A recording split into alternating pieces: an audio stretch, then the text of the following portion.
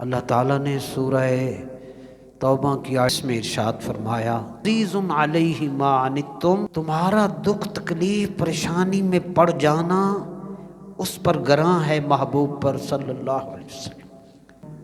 حریص علیکم، اور وہ تمہاری بھلائی اور بہتری کے بہت خواہش مند ہے۔ کہ اللہ تعالیٰ نے اپنے دو نام دو حضور کو عطا فرما دی۔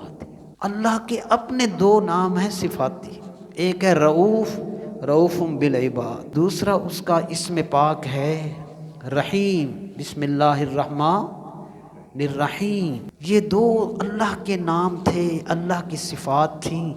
رؤوف بھی وہ خود ہے، رحیم بھی وہ خود ہے، لیکن حضور پاک کی اپنی امت سے محبت اس درجے کی ہے کہ اللہ نے وہ دونوں نام نبی کریم کو عطا فرمائے۔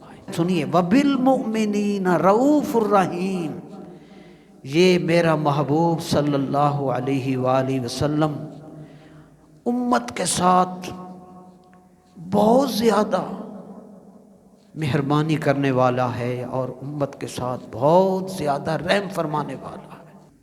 حسین بن فضل کہتے ہیں، لم یجمع اللہ لأحد من الانبیاء اسمین من اسمائہ الا لنبی محمد صلی اللہ علیہ وسلم۔